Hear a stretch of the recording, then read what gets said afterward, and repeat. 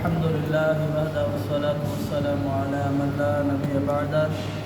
أما بعد فأعوذ بالله من الشيطان الرجيم بسم الله الرحمن الرحيم قال الله تبارك وتعالى اليوم يئس الذين كفروا من دينكم فلا تخشوهم واخشوني۔ گزشتہ آیات جو مسلسل آپ سماعت فرما رہے ہیں اسی آیات کا چوتھا حصہ ہے۔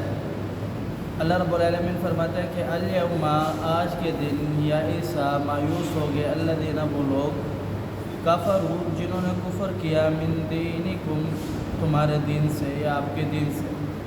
فلا تخشوہم تم مجھ سے ڈرو، ان سے نہ ڈرو، واخشونی مجھ سے ڈرو۔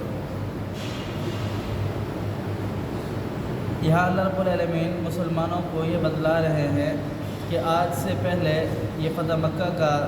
ذکر ہو رہا ہے۔ اس سے پہلے کافر جو تھے ان کا مسلمانوں پر ایسا رعب اور دبدبہ تھا کہ مسلمانوں کی زندگی آپ دیکھیں تو جناب بلال رضی اللہ تعالیٰ عنہ کو دیکھیں، انہیں پتھروں پر لٹایا گیا، انہیں انگاروں پر لٹایا گیا، صرف محض اس وجہ سے کہ آپ دعوت حق چھوڑ دو یا اسلام سے پیچھے ہٹ جاؤ۔ اور بھی بے شمار صحابہ کرام ہیں، کسی کو سولی پر لٹکایا گیا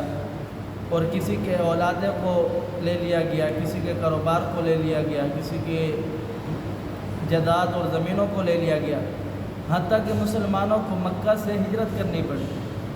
یہ تو عام صحابہ کرام تھے، پیارے حبیب پیغمبر علیہ السلام کو معاذ اللہ قتل کرنے تک کا منصوبہ بنایا گیا، اور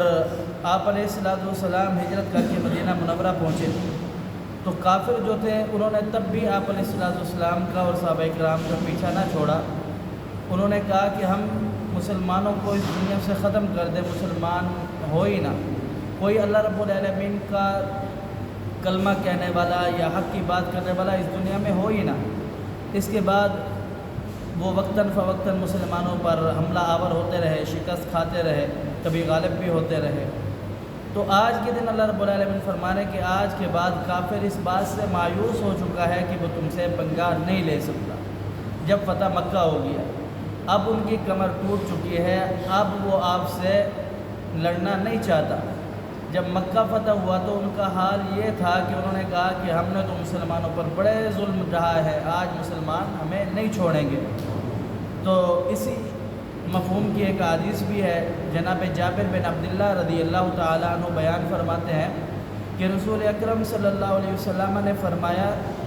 کہ آج کے بعد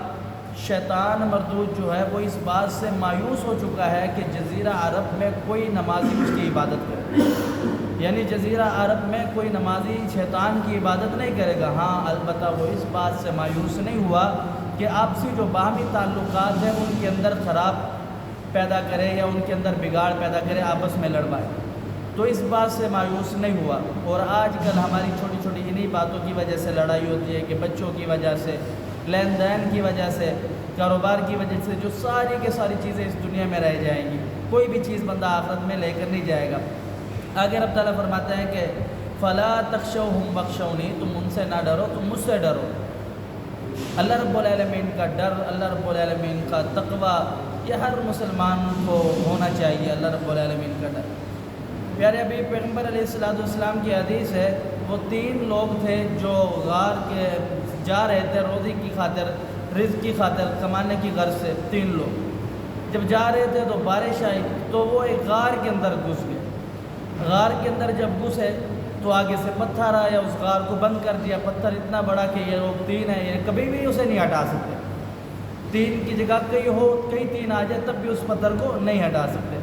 اب انہوں نے کیا کیا کہ بڑے پریشان ہو گئے، بھئی بارش نہ ہوتی تو جو ہمارے گھر والے تھے وہ ہمارے پیچھے آتے کسی کھوجی کو لے کر کے جو ہمارے پاؤں چیک کرتا کہ ہم لوگ یہاں گئے،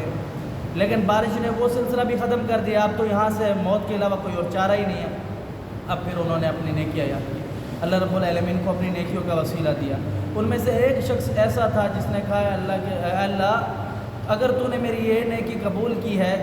ایک میرے خاندان کی ایک لڑکی تھی جو مجھے بہت ہی بے حد پسند تھی، میں اس کے ساتھ زنا کرنا چاہتا تھا، بدکاری کرنا چاہتا تھا، میں نے بڑی کوشش کی، وہ مجھ سے دور رہی، یہاں تک کہ ایک دن اسے کچھ رقم کچھ پیسے اسے ضرورت تھے، وہ میرے پاس آئی اور میں نے اس کے سامنے اپنا مطالبہ رکھا، اور وہ مجبوری کے اندر آ کر کے اس نے میرا مطالبہ مان لیا، حتیٰ کہ میں اس حالت کے اندر پہنچ گیا کہ میں اس کی 2 ٹانگوں کے درمیان بیٹھ گیا، لیکن وہ بڑی نیک تھی، اس نے مجھے کہا اتق اللہ، اللہ سے ڈر جا، تجھے اللہ سے ڈر نہیں لگتا؟ تو میں اللہ تیرے صرف ڈر کی وجہ سے میں وہاں سے اٹھ گیا تھا، اگر میری یہ نیکی تجھے پسند آئی ہے تو آج مجھے یہاں سے ہٹا دے۔ تو پتھر کا تھوڑا سا دروازہ کھل گیا، ایک شخص ایسا تھا،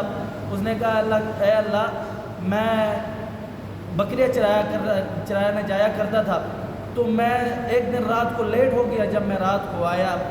تو میرے والدین سو چکے تھے، میں سب سے پہلے بکریوں کا دودھ اپنے والدین کو پیش کرتا تھا،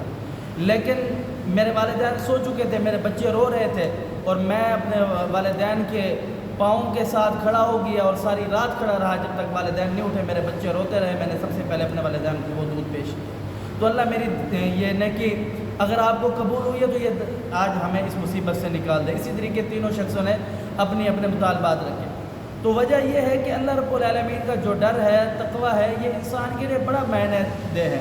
جو تقوی ہے یہ انسان کو گناہوں سے بھی روکتا ہے، انسان کو بری باتوں سے بھی روکتا ہے۔ اللہ رب العالمین کا ڈر ہر شخص کو ہونا چاہیے، ورنہ پھر وہ وقت یاد کرے جس وقت اللہ رب العالمین فرماتے ہیں کہ حمل والی عورتیں جو ہوں گی وہ اپنا حمل گرا دیں گی،